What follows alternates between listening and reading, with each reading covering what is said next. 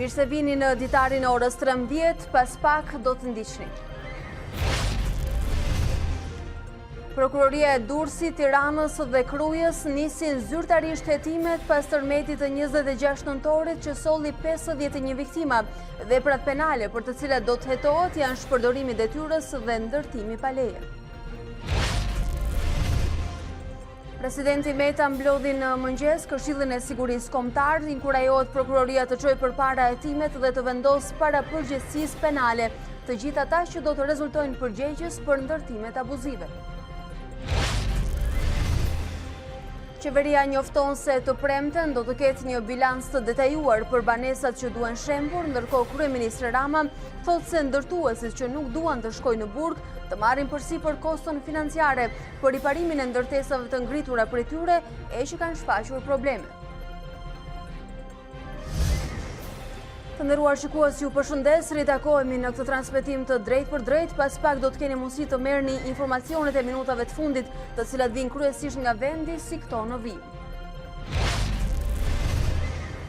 Në Durrës, Inspektoriati Kombëtar i Mbrojtjes së Territorit vijon shembjen e ndërtesave që përbëjnë rrezik, ndërkohë qyteti bregdetar vjen me pamjen e lagjeve të braktisura pas tërmetit të 26 nëntorit. Që prej tërmetit që ra në verën e 2015-ës, disa familje jetuan në shtëpi të pabanueshme në Belsht e Elbasanit. Goditjet e 26 nëntorit i lanë ata në qiell të hapur dhe tani janë strehuar në çadër.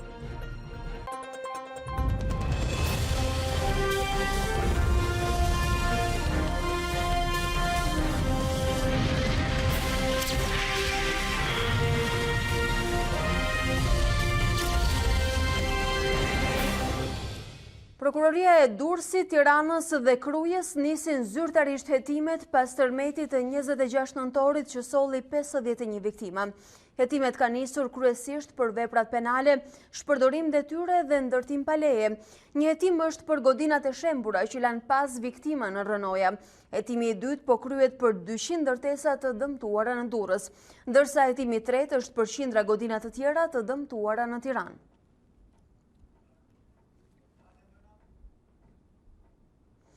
Ndërsa Nduen Allabani na njeh më tej mbi këtë dhe për çfarë do të ndodhë në zonat e tjera, përfshirë këtu edhe Lezhën ku është shpallur gjithashtu edhe një situatë e vështirë me ndërtesa të cilat duket se janë pabanueshme dhe një numër i konsiderueshëm njerëzish të cilët presin verifikimin për to dhe jo vetëm.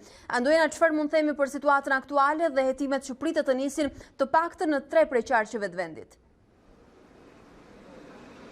Duke parë që fatkeqësia natyrore e 26 nëntorit ishte një fakt i bërë publikisht, dihet që hetimet nisën kryesisht nga prokuroritë e rrethave nga të cilat u prekën nga kjo fatkeqësi natyrore dhe për të parë nëse ka elemente veprës penale si pasojë e këtij tërmeti, prokuroritë janë vënë në lëvizje. Me datën 27, prokuroritë përkatëse kanë regjistruar procedimin penal alba për disa vepra penale për të verifikuar nëse janë apo jo pallatet e rrëzuara në kushtet normale të ndërtimit. Kemi të bëjmë këtu me shpërdorim detyre, me ndërtimet palishme apo me falsifikim të dokumentave për ndërtimin e këtyre pallateve. Në fakt, vihemi çdo her pas here ka njoftime nga prokuroria në lidhje me të gjithë ecurinë e këtij hetimi, me sekuestrimin e provave në vend ngjarje materialeve të marra nga këto ndërtesa tashmë të shëmbura, ku ka patur dhe një numër të madh viktimash, apo janë bërë fotografi nga vendet e ngjarjeve dhe këto gjëra janë dërguar dhe janë provat e paraprake, materiale prakqyrjet në vend ngjarje janë bërë nga ana e prokurorive. Ajo çka ka ndodhur sot nga prokuroritë e përkatëse të 4 qyteteve ka qenë pikërisht marrja e të gjithë dokumentacionit nga bashkitë apo dhe nga drejtoritë e legalizimeve për të parë nëse dokumentacioni i këtyre ndërtimeve ka qenë në rregull apo jo. Do të ketë një hetim gjithëpërfshirës dhe në njoftimet zyrtare të prokurorive thuhet që do të merret dhe vlerësimi që janë bërë nga inxhinierët menjëherë pas tërmetit për të parë se kush kanë qenë deri diku dhe arsyet e rrëzimit të këtyre pallateve apo ndërtesave, ku një pjesë e këtyre banorëve kanë qenë edhe me qira dhe nuk kanë patur të gjithë dokumentacionin apo informacionin e saktë se si janë ndërtuar dhe kur janë ndërtuar banesat në të cilat ata jetonin. Presim që këto njësi, këto institucione të vënë në dispozicion të gjithë informacionin e duhur për të patur një hetim të saktë dhe në kohë. pasi një pjesë e mirë e pronarve apo e ndërtuesve dhe inxhinierëve nuk dihet nëse do të jenë ata dëshmitar apo do të thirren nga ana e prokurorive për të parë se si është vepruar në ndërtimin dhe më pas legalizimin e këtyre banesave. Po Alba. Megjithatë, kjo është tashmë një pistë e ngritur Anduena dhe mund të themi se prokuroria do të bëjë përballjen e dokumentacionit mes atij që ka qenë paraprak para nisjes së ndërtimit edhe në vazhdon kur do duhet kishte monitorime dhe vëzhgimeve të cilat ekspertët do të sjellin tashmë pas periudhës dhe dëmeve që është pësuar në këto ndërtesa nga tërmeti. A ka që dokumentacionit të përballet, a janë ato të plota apo është shumë e hershme koha për të folur për verifikime si këto? Do të shikohet se cili do të jetë vullneti i institucioneve shtetërore për të vënë në dispozicion të hetimit pikërisht dokumenta dhe dosje të cilat besoj se janë të archivuara pasi një pjesë e mirë e ndërtimeve janë pas viteve 90 apo diçka më përpara. Kështu që kjo do të kërkoj kohën e vet, Alba. Ajo çka dihet dhe akuza për cilën po hetohet dhe dyshohet që është ndërtimi pa lishëm apo shpërdorimi i detyrës deri diku e ka vendosur dhe targetin e prokurorisë në hetimin e këtyre çështjeve. Pasi janë për herë të parë është e paprecedent mbase për prokurorin një hetim i tillë kaq gjithëpërfshirës për të parë se kush janë shkaktarët që quan deri në viktimat pafajshme apo deri në këtë pikë shumë ndërtesa të cilat janë shumë kaqe dhe të ndërtuara mbase në zona të cilat sipas ekspertëve mund të jenë të pandërtueshme. Kjo mbetet për të parë. Nuk është shumë herët për të thënë nëse dokumentacioni do të vërtetoj apo do të çojë prokurorin drejt autorëve. Për momentin ata janë duke u bazuar tek provat në vendngjarje që janë konstatuar në momentet e para pas tërmetit apo dhe tek ekspertët të cilët do të bëhen pjesë e këtij hetimi sigurisht. Duket se kjo do të jetë një periudhë sprove edhe për institucionet dhe vullnetin që ata do tregojnë në këtë drejtim. Anduena, unë të falenderoj për informacionin.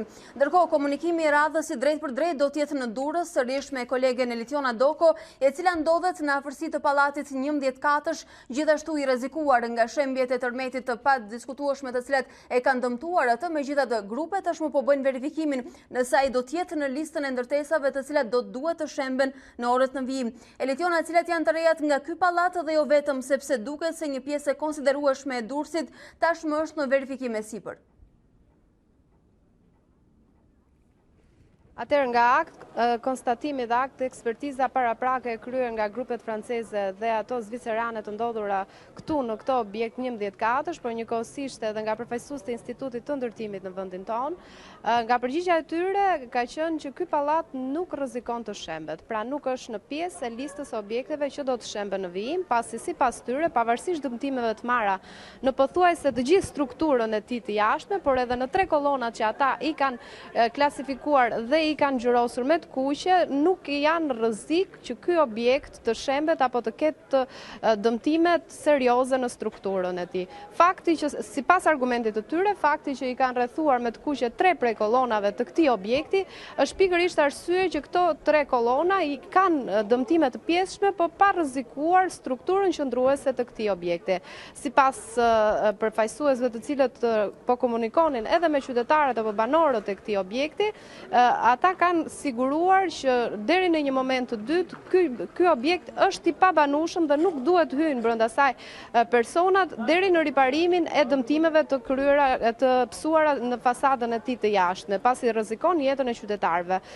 Sipas po të njëjtës deklaratë të bërë për qytetarët, por njëkohësisht të ndjekur dhe nga media, përfaqësuesit e huaj dhe vendas kanë konfirmuar që ka qenë e gabuar ndërtimi që ka bërë qoftë në shkallën ngjitse të këtij pallati, por njëkohësisht edhe në shkallë të tij të brendshme, të cilat kanë mësuar një dëmtim totalisht të strukturës së tyre, por njëkohësisht pa dëmtuar dhe pa psuar dëmtime të serioze në strukturën e tij, pra në kolonat mbajtëse. Ata kanë garantuar qytetarët që në rast se kryhet rikonstruksioni i duhur dhe ndërhyrja e duhur në fasadën, qoftë në pjesën e mureve të dëmtuara apo dhe në pjesën e tij rrethuese në këtë objekt, ky objekt nuk përbën rrezik për vijshmërinë ndryshmërinë normale të jetesës së tyre.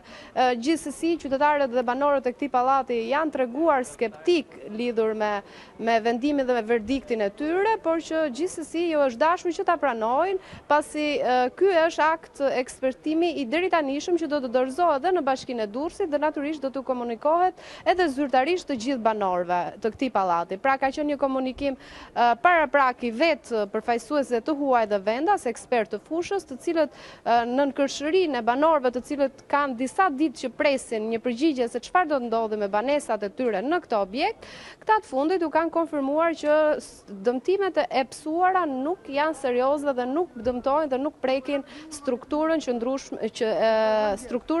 qëndruese të këtij objekti. Pra, dëmtimet e tij janë të pjesshme dhe pa përbërë rrezik në qëndrueshmërinë e këtij objekti 11 katësh dhe ku janë 285 apartamente banimi. Pra, Elitiona, sipas ekspertëve, ndërtesa prapa teje është aktualisht e pabanueshme, i është vendosur një shërit sigurie, megjithatë flitet për mundësinë e rikonstruksionit dhe riparimeve që të kthehet në të banueshme sërish, gjë që i ka bërë skeptik banorët dhe këdo që shef ato pamje prapa teje që mundson dhe kamera A2. Megjithatë, ka një listë gjatë objektesh që do duhet të kalojnë këtë proces verifikimi në Durrës, do të vijojë dhe sot, besoj. Natyrisht që po vijohet hap pas hapi, jo vetëm në lagjen 17 ku jemi stacionuar për momentin, por në të gjitha objektet ku edhe vetë qytetarët kërkojnë që para se të hyjnë në këto objekte të shihet nga një ekspert dhe të sigurohet në rast se mund të vijojnë jetën e tyre normalisht në këto objekte për shkak të dëmtimeve të marra në pjesën më të madhe, duhet thënë, të objekteve në qytetin e Durrësit, por edhe në periferinë dhe rrethinat e tij. Gjithsesi do të duhet ta ndjekim këtë proces hap pas hapi, Alba, pasi natyrisht që disa prej tyre do të vijojnë më pas edhe me procesin e shëmbjes. Gjithsesi, deri në momentin që flasim, objekti 11 katësh në të cilën jemi aktualisht nuk rrezikon dhe nuk është pjesë e listës së objekteve që do të shemben në vijim. Paktën ky është konfirmimi paraprak, gjithsesi do të na duhet natyrisht që ta ndjekim hap pas hapi gjithë këtë procedurë, pasi edhe skepticizmi i qytetarëve apo i banorëve natyrisht që do të merret parasysh në tilla raste. Me sy të lirë besoj është e qartë gjendja në të cilën ndodhet ky objekt aktualisht, por që sipas ekspertëve të cilët e pan nga afër dëmtimet e psuara kanë konfirmuar që dëmtimet janë thjesht në pjesën e mureve apo në pjesë të cilat nuk rrezikojnë qëndrueshmërinë e këtij objekti. Le të presim dhe ne fjalën finale të ekspertizës. Elitiona, të falenderoj. Kryeministri Rama vazhdoi të paralajmëroj mediat se do të ketë dhe masa të tjera ndëshkuese, madje dhe ekstreme, duke cituar si president Japonin, vendi i cili thotë se ka bërë të njëjtën gjë gjatë periudhës së gjendjes jashtëzakonshme të fatkeqësisë natyrore. Mos na detyroni të bëjmë atë që suarrok imagjinata, deklaron Rama me ton të ashpër pas sqaruar se cilat janë mediat apo raportimet që e kanë shqetësuar. Kryeministri kërkon që të filtrohen dhe të verifikohen informacionet e përcjella në media. Menaxhoni debatet dhe ndaloni klithmat nëpër studio, televizione dhe përfshihuni në qetësimin e shpirtrave të goditur më keq se banesat, bën thirrje kryeministri Rama. Ndërtuesit që nuk duan të shkojnë në burg mjafton të paguajnë duke marrë përsipër koston financiare për riparimin e ndërtesave të ngritura prej tyre, e të cilat kanë shfaqur probleme. Falja erdhi nga kryeministri, i cili saktësoi se mund të përfitojnë vetëm ata ndërtues, godinat e cilëve paraqesin dëme, por nuk janë shpallur të pabanueshme. Ndërtuesve pallatet e të cilëve kanë shfaqur dëmet e riparueshme, Edi Rama dhuroi një mundësi që t'i shmangen përgjegjësisë penale nëse paraqiten para autoriteteve, duke marrë përsipër koston financiare. Dhe të bëjnë deklaratën e gatishmërisë për t'i paguar 1 për 1 vet godinat, të gjitha riparimet, nga ato si përfaqësore deri tek dëmet materiale që kanë shkaktuar njerëzve. Kryeministri paralajmëroi se kush do të injorojë thirrjen e tij do të përballet me burgun. Kush do të shmanget këtij detyrimi do të jetë i akuzuar drejt për drejt përpara organeve të drejtësisë. Dhe do ta çojmë ne në akuzë. Do të kërkojmë burgim.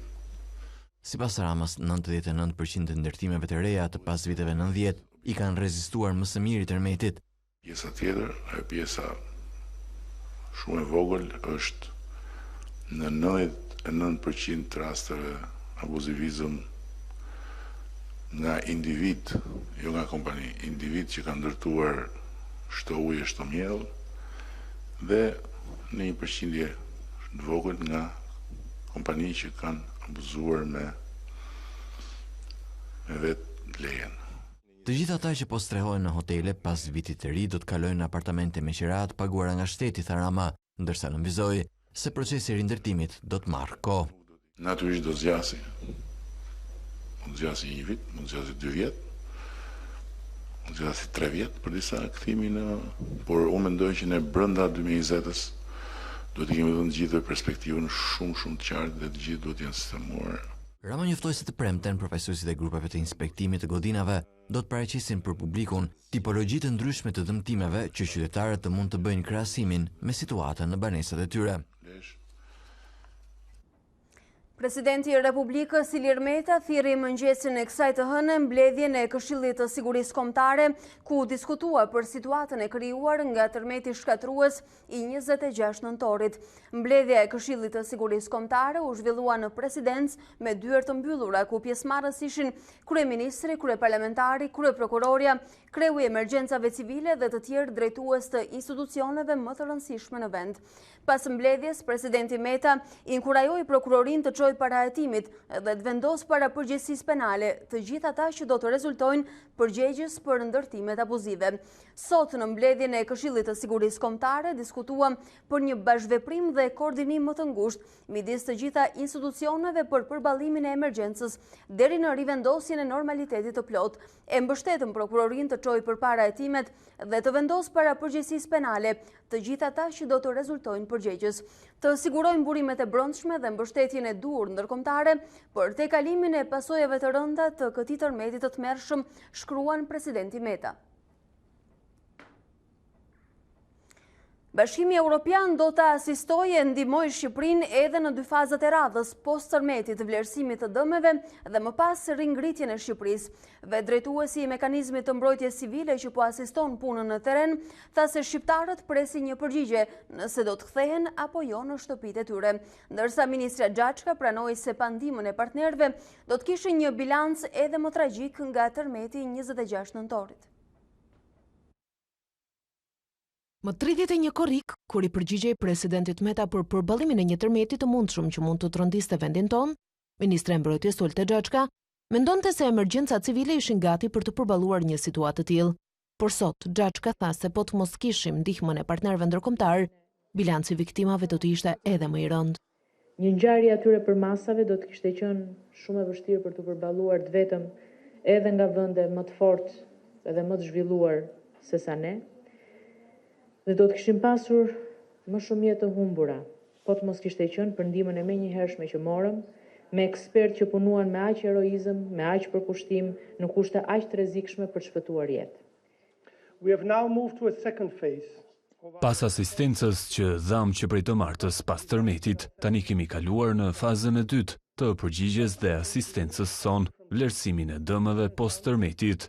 Inxhinier ndërtimi nga 6 shtete të ndryshme janë në terren duke vlerësuar dëmet në ndërtesa.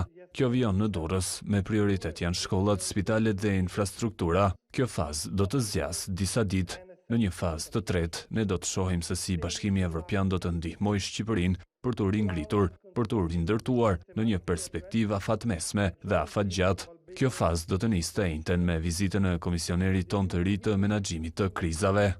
400 janë objektet e vlerësuara nga ekspertët në terren në këtë fazë të dytë të operacionit dhe drejtuesi i mekanizmit evropian të mbrojtjes civile, Peter Glerum, tha se tashmë qytetarët presin një përgjigje nëse do të kthehen apo jo në shtëpitë e tyre. Kemi 3 faza. Faza e parë ishte ajo e kërkim shpëtimit.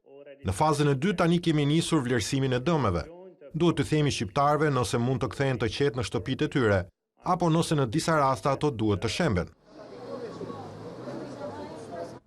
Ndërsa mbrëmjen e djeshme, Partia Demokratike organizoi një tryezë me ekspert lidhur me situatën e krijuar pas tërmetit shkatrues të 26 nëntorit. Në këtë tryezë morën pjesë ekspertë e emergjencave civile, inxhinier, arkitekt, ekspert të fushave të sismologjisë dhe ndërtimit, ish drejtues në nivel qendror dhe lokal të emergjencave civile dhe Institutit të Ndërtimit, ish kryetar bashkie dhe ish prefekt. Në fokus ishte pikërisht marrja e ekspertizës me qëllim që t'u vihet në ndihmë qytetarëve të prekur nga tërmeti. Gjithashtu diskutua mënyra e menaxhimit të situatës nga autoritetet, çfarë mungon dhe duhet të bëhet urgjent, si dhe vlerësimi i mënyrave më të mira për të kapërcyer situatën dhe për të dëmtuar normalizimin e gjendjes. Ndërkohë, gjatë mbledhjes së qeverisë për masat ndaj dëmeve që shkaktoi tërmeti i 26 nëntorit, kryeministri Edi Rama i bëri sërish thirrje kreut të opozitës Lulzim Basha që të ulen në një tryezë për dialog. Rama tha se nuk e kuptonte që as janë refuzueset e opozitës në këtë moment.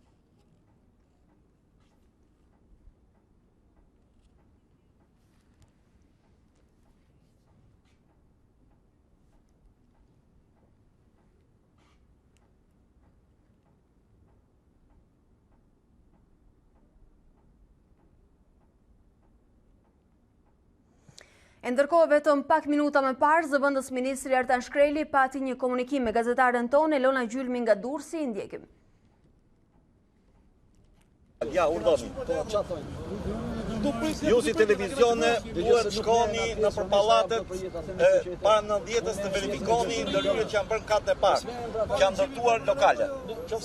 Merrni ekspertët dhe shkoni dhe shikoni, do të konstatoni se çfarë lloj ndërhyrjesh janë bërë kolona me mur 38-sh. Ka psu dëmtime? Kati 5 është plasaritur komplet edhe tavani. Shkreli bëhet ka zgjidhje për raste të tilla, sepse në Durrës ka shumë objekte ku është ndërhyrë katë e parë. Ja, një shembull. Jo më imagjinoj, po shumë. Një shembull. Nuk e di kamera le ta fiksoj. Urdhë. Te kryqëzimi i stadiumit është. Shumë të tillë ka plot. Një pjesë e madhe e pallateve që kanë pësuar dëmtime strukturore, flas për dëmtime strukturore, jo dëmtime që ka si intermedie si rezultati i sismës, janë si rezultati i ndërhyrjeve të palishme që janë bën katët për dhe. Ndërhyrjet e palishme që janë bën katët për dhe do ngrihet shumë shpejt një grup i cili do merret me evidentimin e këtyre çështjeve, do konsiderohet edhe çështje penale. Dhe të gjitha këto ndërhyrje të palishme do kthehen në gjendjen e mëparshme, ku do bëhet dhe riparimi i dëmeve nëse janë të riparueshme. Kush më siguron mua me fut me jetu? Kush më siguron? Këtë do të siguroj ekspertët e Institutit të Ndërtimit. Të vinë ekspertët e huaj me përkthyes të huaj, sepse inxhinierët edhe ekspertët e Shqipërisë unë nuk kam besim. Jo, më fal. Jo, duhet të themi gjë. Këtë dëmtim që thoni ju, nuk e kanë bërë inxhinierët e Shqipërisë, e kanë bërë ata zotërinë e lokalit poshtë që kanë hapur muret. Kush e ka dhënë leje? E kanë bërë pa leje, nuk jemi ide. Kryetari i komunës thotë se s'ka ardhur me mbetjen e Institutit bon oponent. Se po do të mbaroj ky jak, do ta mbaroj. Po mirë vazhdon. Sot Artan ka marrë teknikun e disë me radhë fazë 10 vet.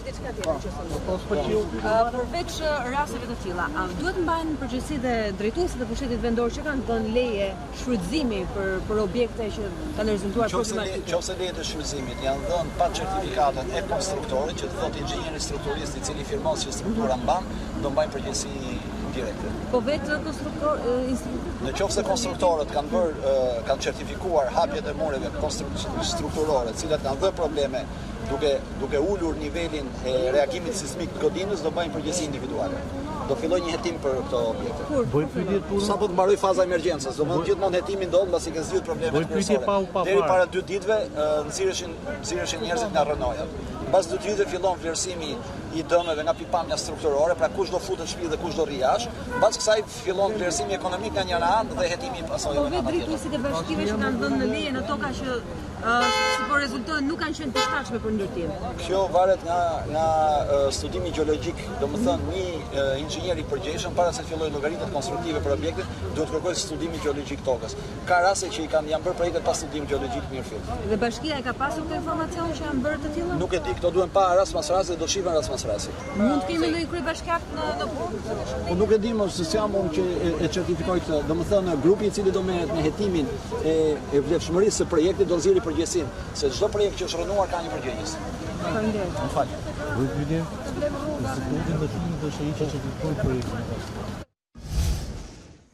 Pas tragjedisë nga tërmeti, një tjetër antare e familjes Lala në Durrës ka humbur jetën si pasojë një infarkti. E moshuara Fiqërete Lala ka ndruar jetë ditën e djeshme, duke e çuar në 9 numrin e viktimave vetëm brenda kësaj familje. Tërmeti 26 nëntorit shembi banesën ku ata jetonin duke zënë poshtë rënojave 8 antarë të familjes. I vetmi që arriti të dilte i gjallë nga rënojat e vilës 4 katëshe ishte Ram Lala. Ky i fundit në gjendje të rëndë shëndetësore është dërguar në Bolonjë për trajtim të specializuar mjekësor.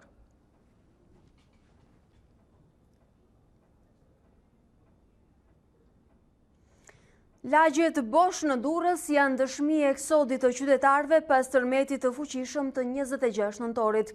Disa kanë qëndruar për të ruajtur banesat nga grabitjet, por ka edhe nga ata që e sfidojnë frikën duke u argëtuar në Bregdet. Gjurmët janë ende të freskëta, edhe pse kanë kaluar disa ditë që prej tërmetit të fuqishëm të 26 nëntorit. Godina të shumta në Durrës janë dukshëm të pabanueshme. Jemi vetëm pak metra larg hotel Miramare, i cili nuk mundi të qëndrojë në këmbë. Ky hotel i qëndroi tërmetit, por ka pësuar dëmet konsiderueshme në kolonat mbajtëse në 2 katet e para, duke bërë dëmin e tij të parikuperueshëm. Përgjatë gjithë vijës bregdetare të qytetit Durrësit, nga ura e Dajlanit deri në Golem, gjithë brezi i pallateve të ndërtuara në rër janë thuajse të shkretuara. Lëkundjet e vazhdueshme të tokës bën që zona e plazhit në Durrës të boshatisej. Mungesa e kontrolleve nga autoritetet përkatëse dhe grabitësit kanë detyruar këta banor që të qëndrojnë pranë banesave të tyre. Po nuk keni frikë për një pallat që është shpallur i pabanuar? Një gjë. Nuk është shpall as i banuar, as i pabanuar. Nuk është shpall as një gjë. Se s'ka rthush me pa që ta vërtetoj që është i banuar, është i pabanuar. Po sa i përket sigurisë nga vjedhjet apo? Përsa përket vjedhve, atje prenat vjedhet, atje prenat hin hajdut. Banesa ime është dëmtuar totalisht, kanë rarë muret brenda që të gjitha. Shkallët që të gjitha, parmakët që të gjitha. Kanë rarë në tokë. Ka dhe pjesë, ka dhe hyrje, që është edhe këtij zotërisë që e shikojmë, që i ka dalë faqe e murin nga jashtë, ka rarë jashtë fare. Pra dëmtimet në këtë pallat janë marramendse, janë... Kush e ka vendosur shëritin? Këtu shëritin e kanë vendosur njerëzit që mos të hynë auton, megjithatë sot ne shikojmë që ka ardhe policia sot. Shqetësimi tjetër është problemi i vjedhjeve. Ne rrimëroje me radhë, hyrje me hyrje, personat i njohim kush ka që vetëm ka 9-10. A ka njerëz që vazhdojnë të futen? Po vazhdojnë të futen me frikë në kuptimin që të marrin rrobat jo për të rriturit, po të marrin të paktën rrobat vetëm për fëmijët. Për fëmijët. Kanë muret kanë ndërsa kështu, edhe shkallët si rezultat i prishjes mureve kanë lëvizur. A shpallur e pabanueshme? Po sigurisht e pabanueshme. Rrugicat bosh të këtij qyteti bregdetar janë dëshmia e eksodit. Ky blok pallatesh është i mbi populluar gjatë sezonit veror, por në to ka edhe banor të përhershëm. Por kjo diel e gjen ato më bosh se kurrë. Tërmeti ka larguar të gjithë banorët. Të vetmit vizitor të kësaj hapësire janë ish banor të cilët vinë këtu për të marrë veshmbathje apo gjërat më të nevojshme nga banesat e tyre. Dyqanet janë hapur, por jo për të shitur. Po, fëmija veqe të tramën, edhe jam detyru vi flaj këtu. Për shkak se kjo është një ndërtesë e sigurt. Po, ndërtesa është e sigurt, ka marrë ca plasa, banor nuk ka fare, banor kanë i komplet. Sa të thëmë. Në është i gjanë se nuk është e sigurt, se mje se po ikum, po rrimi javë. Do vim prapë, no? Kjo është i gjanë se prapë që ka kërkush, me të zote. Pra ju nuk keni pasur asnjë blerë sot? Ja, zbati alçar blerë, sa orë se kom hapur blerë, se kom hap me pjesë. Pavarësisht se ekipet e inspektimit janë në terren, është shumë e vështirë që të shqyrtohen të gjitha godinat. Jemi në ajër.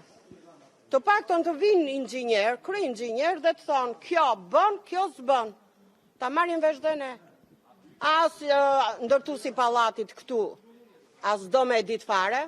Kati 4 edhe sipër nuk kanë shumë probleme, po nga kati 3 dhe poshtë janë komplet shkatëruar. Edhe në kolonat e pallatit. Edhe kolonat kjo është pjesa që përbën rrezik, domethënë për gjithë banorët apo kush ka hyrje këtu në pallat. Nuk është pjesa që kjo do risistemohet vetëm duke bërë muret. Problemi jonë është a këto kolona mbajnë më apo jo, a jemi më të sigurt ne për të punuar këtu apo jo.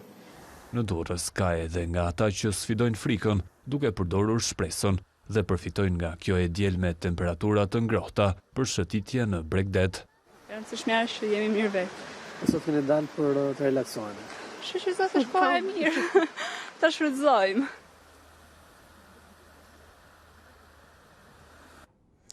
Por nuk janë vetëm pallatet apo shtëpit private ato që kanë pësuar dëmtime dhe janë rrethuar nga perimetri i sigurisë. Ky shëriti është vend dhe bashkisë në Kurbin dhe gjithë administrata është vendosur në ambientet e jashtme për të ofruar shërbimet e nevojshme.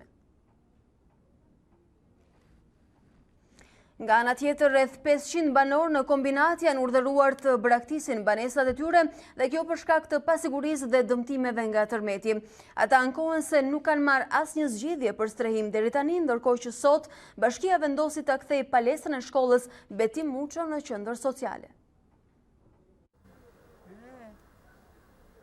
10 pallate në kombinat janë evakuar. Autoritetet i kanë shpallur ato të pabanueshme për shkak të tërmetit të 26 nëntorit. Mëngjesin e së dielës banorët nxituan të nxjerrin çmundën nga orëndit shtëpiake.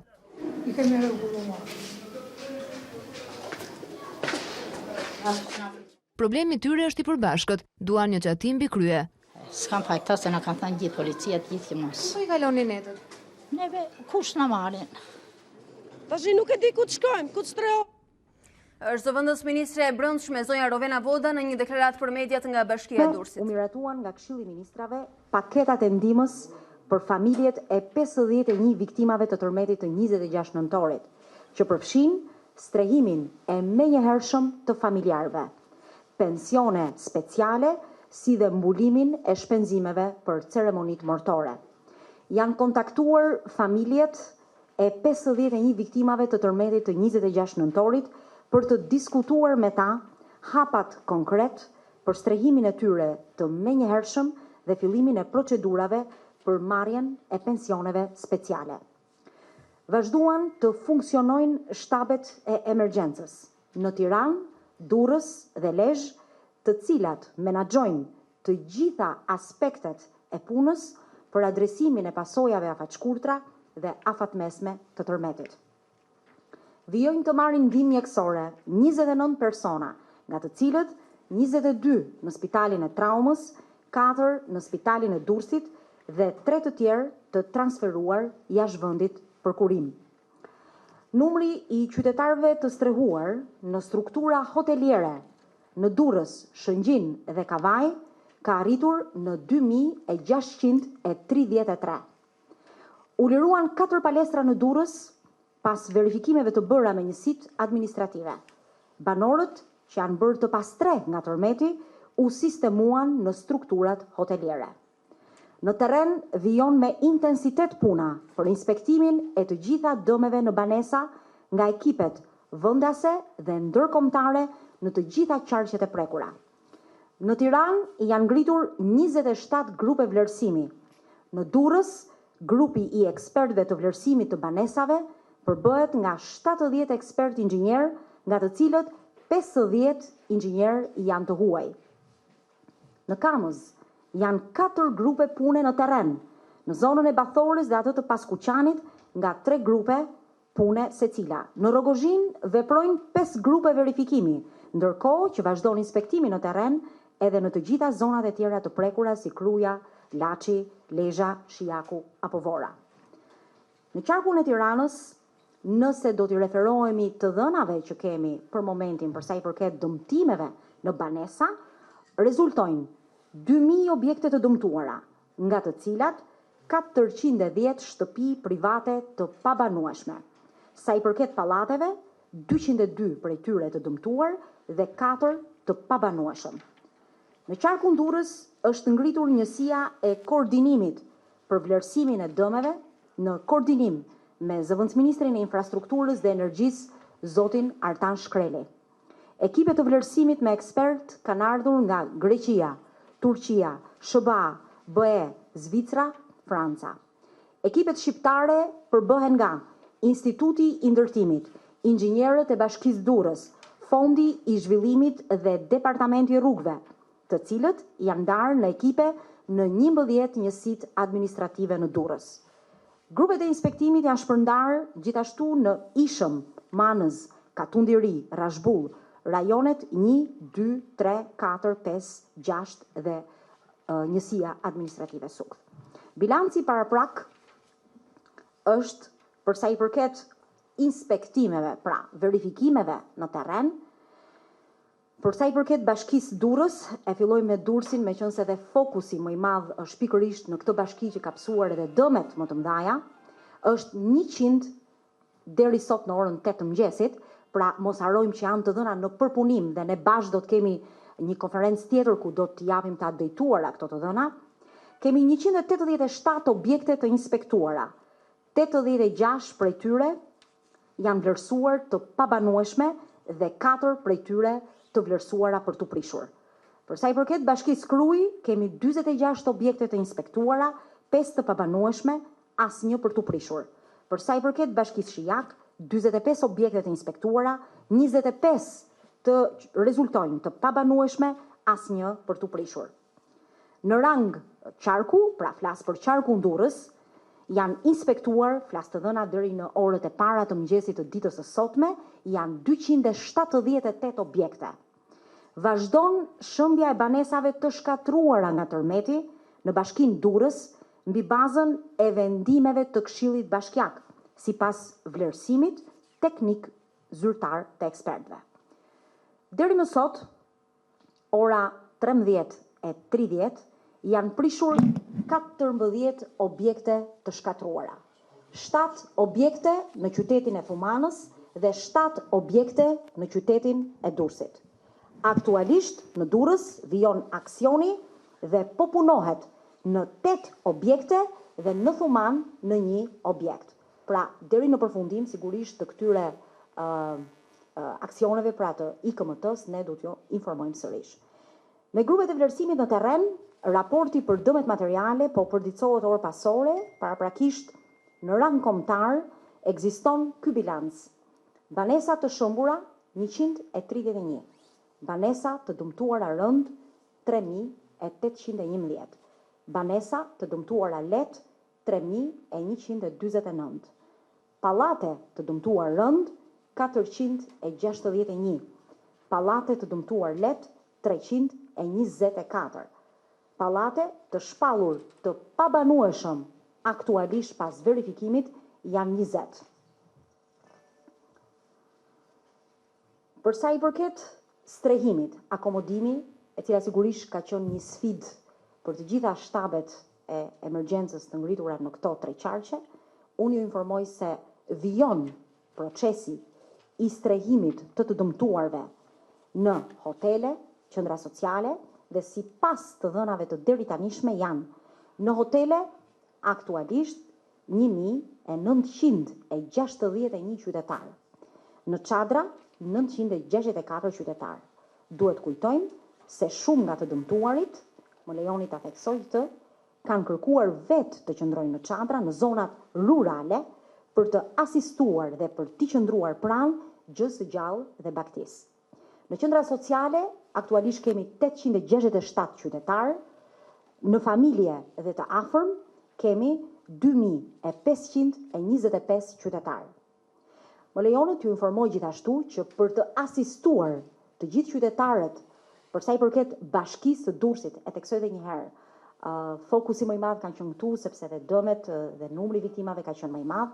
Në bashkinë e Durrësit sapo është krijuar një qendër dispatcher, pra një qendër në formë, po themi call center, ku janë vendosur 6 telefona dhe operator, të cilët nisin punën brenda ditës së sotme. Shumë shpejt kjo qendër do të jetë funksionale për të pritur çdo telefonat dhe për të koordinuar për çdo shqetësim. Besoj që deri në mbasdite, pra deri në komunikimin e mbasdites, ne besoj që kjo qendër do të jetë ngritur. Ftojmë të gjithë qytetarët të kontaktojnë kur ajo të jetë funksionale, të kontaktojnë aty për çdo nevojë. Takimi radhës do të jetë në orën 6:30.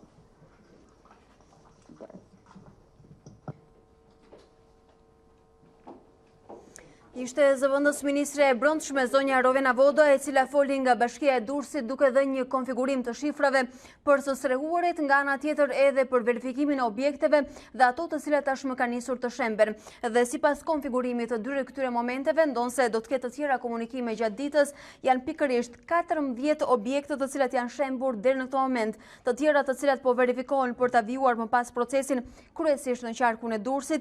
Flitet për 3811 banesa të dëmtuara rënd. Nga ana tjetër, kur flasim për pallate, janë 461 deri në momentin që flasim, gjithashtu të cilat kategorizohen si pallate të dëmtuara rënd.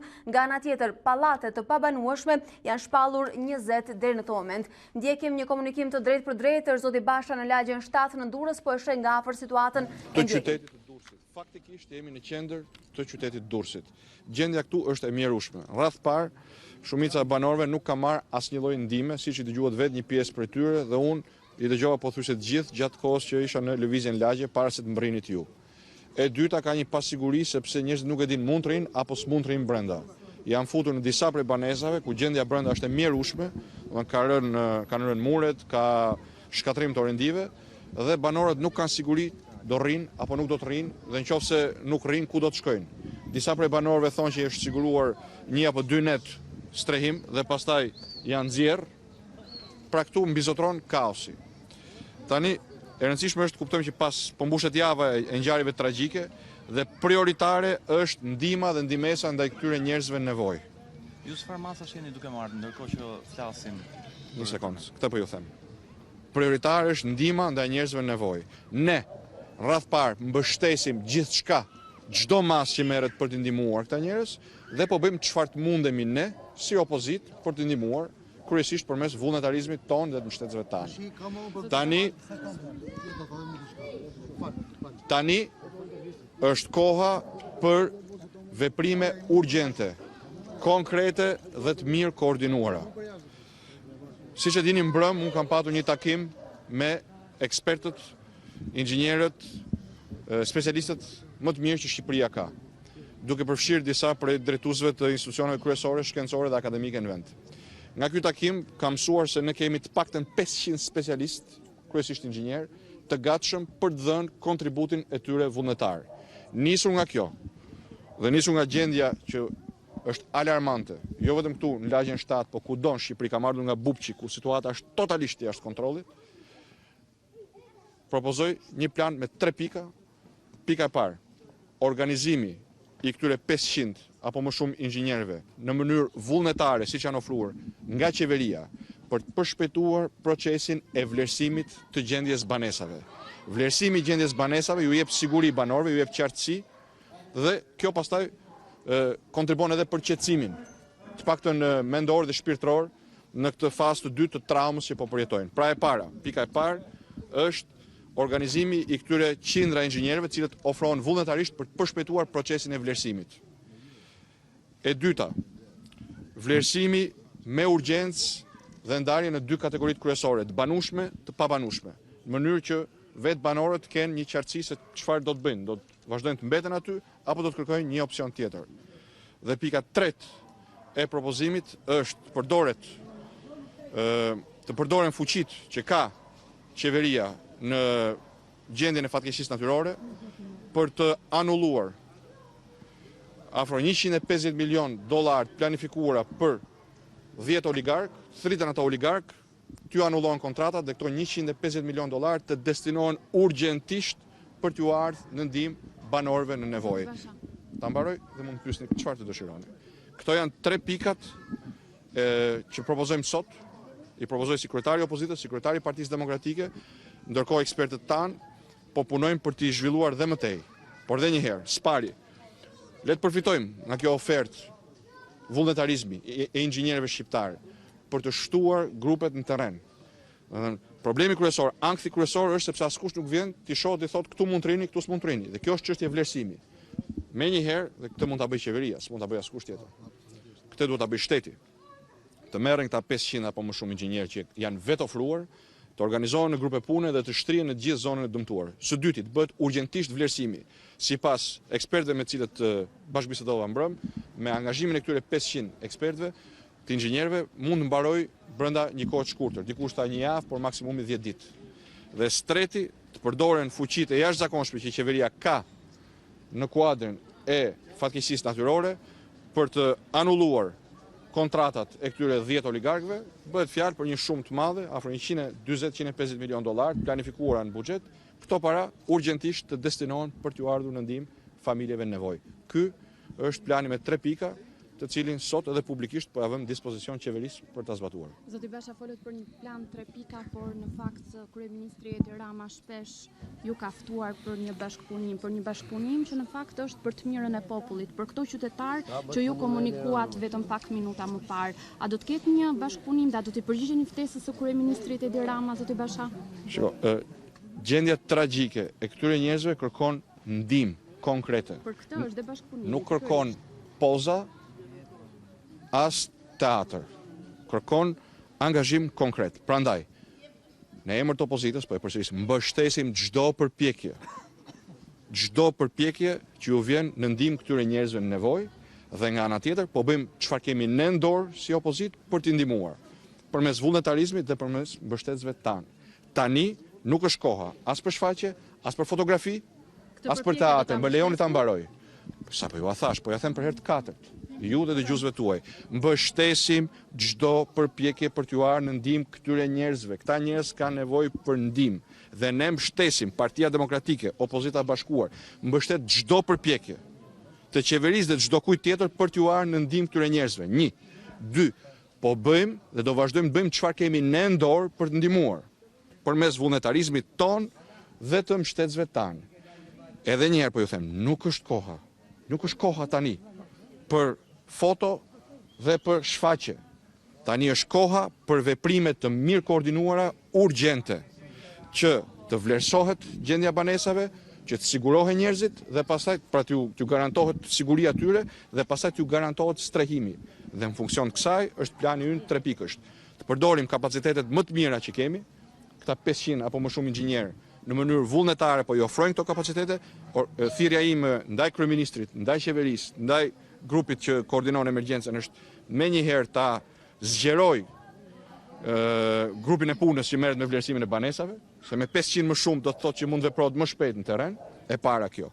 E dyta, të bëhet ky vlerësim brenda një kohe sa më të shkurtër, dhe e treta, të pezullohen dhe të anullohen menjëherë kontratat këtyre 10 oligarkëve, afro 150 milion dollar në buxhet, dhe këto para menjëherë të zhvendosen në ndihmë të banorëve. Ky është propozimi ynë me 3 pika dhe do të detajohet dhe më shumë në ditët që vinë. Ju faleminderit ju. Për thirrje s'ka nevojë se ne me qytetarët jemi për ditë.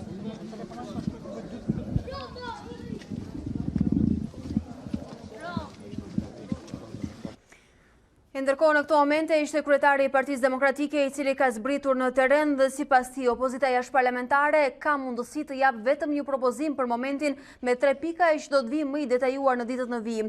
Bëhet fjalë pikërisht për organizim inxhinierë vullnetar të cilët janë paraqitur dhe duan të dalin në terren. Nga ana tjetër vlerësim emergjent propozon zoti Basha për ndërtesa të banueshme dhe të pabanueshme dhe propozon që të përdoret fuqia e shtetit që të anulohen kontratat sipas tij me oligarkët dhe këto fonde të vinë në shërbim rindërtimit të vendit në zonat e prekura. Nga ana tjetër në Durrës është dërguar ambasadës së Shteteve të Bashkuara Leila Moses Onesh, e cila do të ketë një komunikim me mediat dhe ka zbritur gjithashtu në terren për të vëzhguar situatën nga afër. Do ta kemi për pak minuta në transmetim për të parë dhe mesazhin që ajo do të japë në emër të ambasadës së Shteteve të Bashkuara. E ndjekim.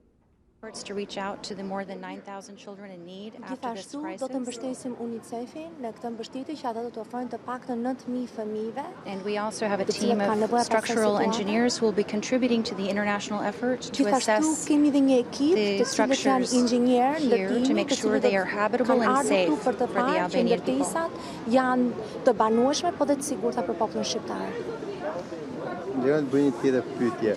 Do të ketë mbështetjen tuaj pak për të hetuar përgjegjësi njerëzore pasi sot prokuroria e Durrës, Krujt, Tiranë ka nisur një hetim masiv.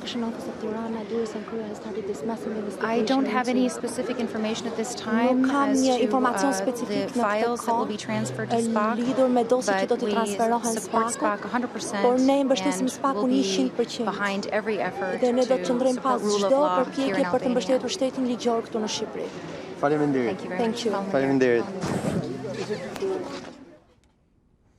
Vëzhgimi dëmeve, ndihmë për familjet në nevojë dhe mbështetje shtetë ligjore ishte ky mesazhi në vijat përgjithshme që sapo dha Leila Mosësonësh nga Durrësi, atje ku ka zbarkuar në terren për të parë nga afër situatën dhe për sjell më shumë ndihmë edhe në emër të Shteteve të Bashkuara për familjet dhe gjendjen emergjente. Familja Muçanë në fshatin Dushk të Bashkisë së Belshit prej 6 ditësh po jeton në çadër pasi banesa e dëmtuar që në tërmetin e verës së vitit 2015 në atë zonë është bërë e pabanueshme nga tërmeti 26 nëntorit. Sikur të mos mjaftonte prishja e banesës, familja Muça jeton në kushte ekstreme varfërie vetëm me të ardhurat e kempit të kryefamiljarit. Ndërkohë në Bashkinë e Belshit ka edhe të tjera familje të cilat po jetojnë në çadra. Në Bashkinë e Belshit të qarkut e Elbasanit janë disa familje të cilat u goditën nga tërmeti shkatrimtar i 26 nëntorit. Në fshatrat Dushk, në Kosovë e Ras, familjet janë në çadra, për shkak se banesat e tyre të verifikuara nga bashkia janë të pabanueshme.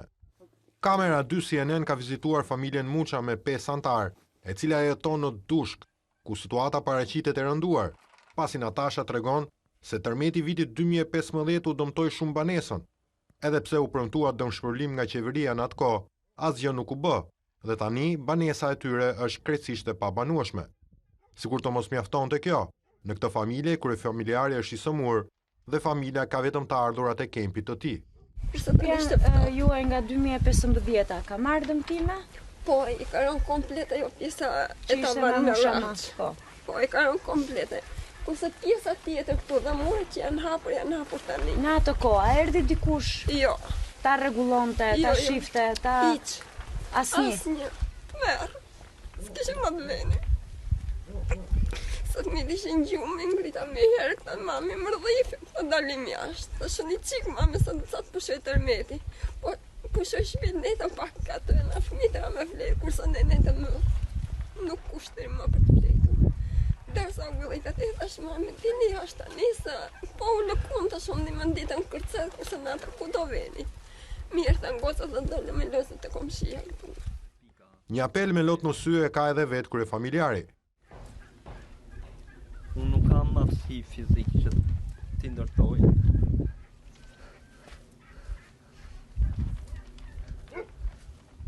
Unë kërkoj nga shteti, nuk kërkoj ushqime, as veshmbathje në mbahemi na ekonomia që na pagun shteti i valid.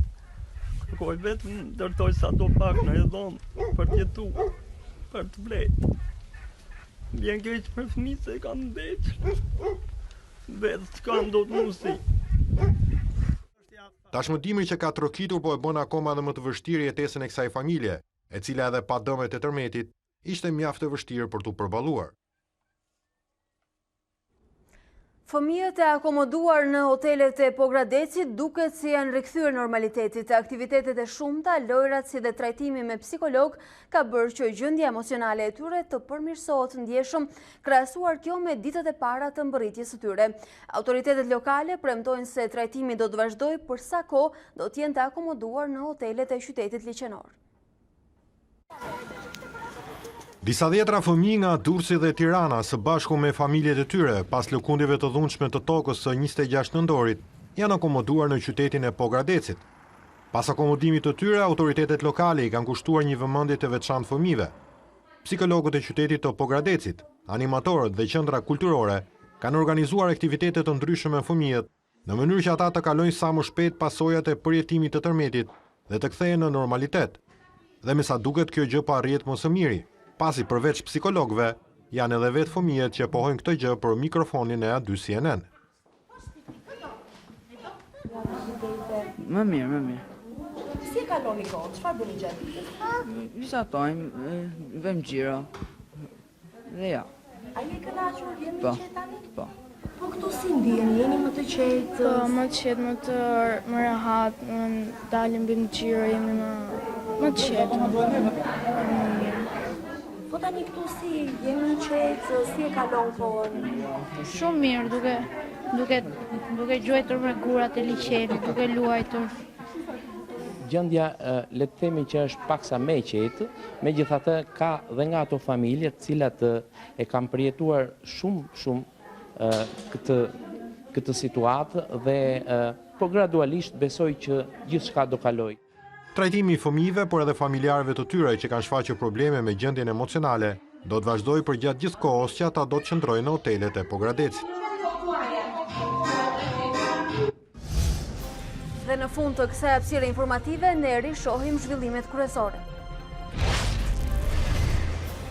Shpërdorim detyre dhe ndërtim pa leje, Prokuroria e Durrësit, Tiranës dhe Krujës nisin zyrtarisht hetimet pas tërmetit që mori jetën e 51 viktimave. Presidenti Meta mblodhi në mëngjes Këshillin e Sigurisë Kombëtare, inkurajohet Prokuroria të çojë përpara hetimet dhe të vendosë para përgjegjësisë penale të gjithë ata që do të rezultojnë përgjegjës për ndërtimet abuzive.